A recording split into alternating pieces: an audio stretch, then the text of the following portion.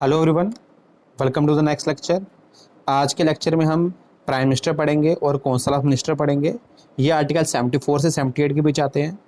अब सबसे पहले हमने क्या पढ़ा था, जो प्रेसिडेंट है वो क्या होता है, नॉमिनल एग्जीक्यूटिव हेड होता है, जिसको हम डी ज्यूरी अथॉरिटी भी कहते हैं। और ये क्या होता है, हमारा स्टेट ऑफ द हेड रहता है। ये हमारा क्या रहता है, स्टेट ऑफ द हेड रहता है। वेयर एज जो हमारा प्राइम मिनिस्टर होता है, ये क्या होता है, रियल एग्जीक्यूटिव हेड होता है। ये क्या होता है, रियल एग्जीक्यूटिव हेड होता है और इसको हम डी फैक्टो अथॉरिटी भी कहते हैं। और ये हेड ऑफ गवर्नमेंट होता है। देखो, हमें यहाँ से दो चीज़ें पता कन्फर्म हुई है। सबसे पहले हेड ऑफ द स्टेट क्या हो गया, हेड ऑफ द स्टेट होगा आपका प्रेसिडेंट। और हेड ऑफ द गवर्नमेंट क्या रहेगा आपका, ये आपका रहेगा प्राइम मिनिस्टर रहेगा। क्या रहेगा, प्राइम मिनिस्टर रहेगा। अब इसके आगे हम देख लेते हैं।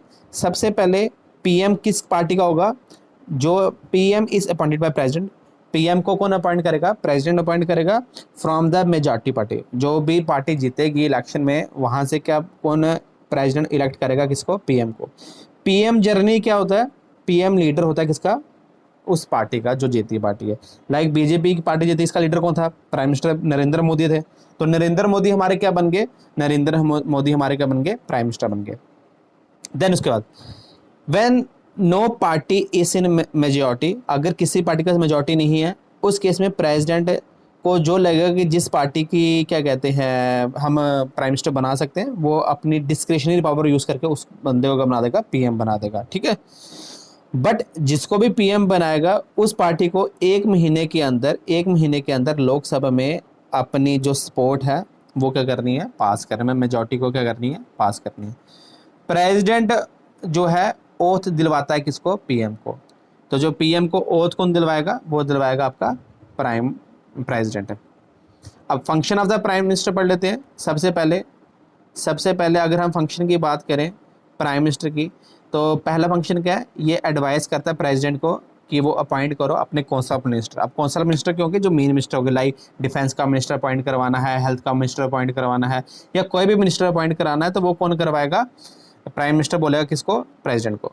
प्रोवाइड पोर्टफोलियो टू मिनिस्टर, कि किस मिनिस्टर को कौन सा डिपार्टमेंट मिलेगा, वो भी कौन देता है, पीएम देता है।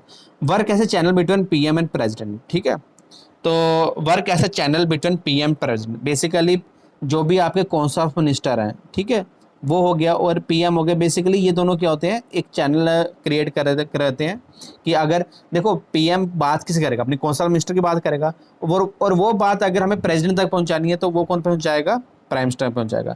बाकी ये चेयरमैन होता है नीति आयोग का, एनडीसी का, नेशनल डेवलपमेंट काउंसिल का, नेशनल इंटीग्रेशन काउंसिल का, और इसके साथ आपका इंटरस्टेट काउंसिल और नेशनल वाटर रिसोर्स काउंसिल का भी क्या रहता है, आपका हेड रहता है। अगर हम सीनियरिटी के बेस में बात करें इसकी, इसका रैंक 3 आता है। सबसे पहले फर्स्ट नंबर पे आएगा प्रेसिडेंट, सेकंड नंबर पे आएगा वाइस प्रेसिडेंट, और थर्ड नंबर पे हमारा क्या आएगा, प्राइम मिनिस्टर आएगा। अब इंपॉर्टेंट पॉइंट जो हमें पता होना चाहिए, इन केस अगर इफ ही रिजाइन, या फिर इसका सडन डेथ हो जाती है किसके, पीएम की, तो क्या होगा, अगेन इलेक्शन होंगे। क्या होंगे, अगेन इलेक्शन होंगे। अगर इलेक्शन नहीं करवाने हैं, if again election are not required, as they can coordinate with president and another PM will be appointed. ठीक है। अब इसका मतलब क्या हुआ, अगर तो रिजाइन करता है या डेथ करता है, उस केस में इलेक्शन होंगे। अगर इन केस इलेक्शन नहीं करवाने, लाइक ये केस हमारे सोनिया गांधी के इंदिरा गांधी के साथ हुआ है। तो इंदिरा गांधी गवर्नमेंट में क्या हुआ था, जब इंदिरा गांधी की डेथ हुई थी, तो उसके बाद उनके बेटा क्या बन गया था, उसी दिन क्या बन गया था, आपका पीएम बन गया था। ठीक है। तो अगर तो आपके पास मेजॉरिटी है, तो आप उसी समय क्या बन सकते हो, पीएम बन सकते हो, इलेक्शन की जरूरत नहीं है। ठीक है। बट जो भी आपका पीएम होगा, जो भी आपका पीएम अपॉइंट करेंगे, he should be a member of Lok Sabha और राज्यसभा। ठीक है। उसको लोकसभा या राज्यसभा का मेंबर होना चाहिए। अगर वो लोकसभा या राज्यसभा का मेंबर नहीं है, तो उसको 6 महीने के अंदर ही बनना पड़ेगा। अगर नहीं बनता, तो उस केस में क्या हो जाएगा, वो पीएम नहीं रह सकता। अब कौन कौन से सीएम है जो अभी तक पीएम बने हैं, मोरारजी देसाई, उसके बाद Charan Singh, VP Singh, PV Narasimha Rao, HD Deve Gowda और नरेंद्र मोदी। ये ऐसे चीफ मिनिस्टर हैं जो भी क्या बन चुके हैं, पीएम बन चुके हैं।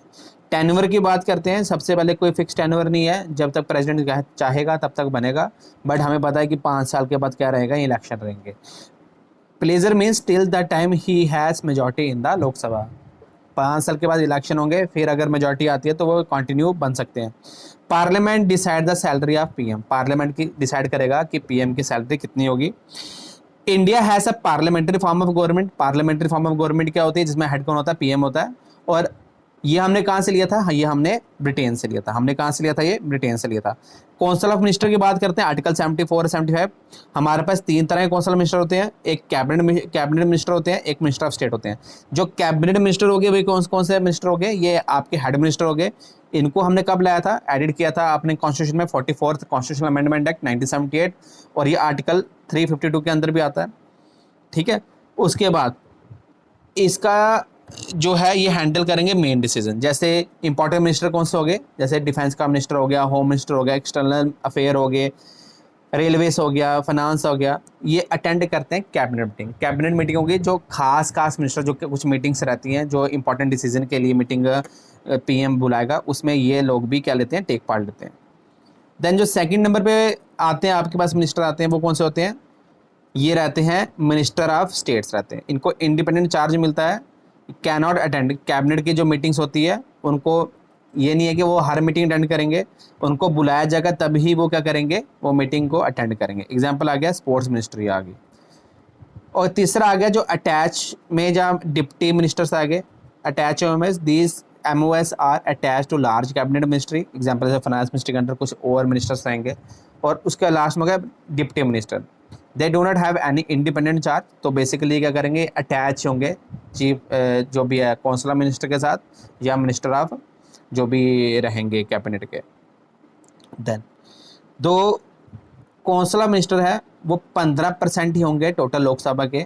जैसे अभी 81 होंगे इंक्लूड पीएम, जो कि अमेंडमेंट हुई थी 91 कॉन्स्टिट्यूशन अमेंडमेंट 2003 में। डिप्टी पीएम का कहीं भी जिक्र नहीं है हमारे संविधान के अंदर, डिप्टी पीएम का कहीं भी जिक्र नहीं है। आर्टिकल 74 देख लेते हैं।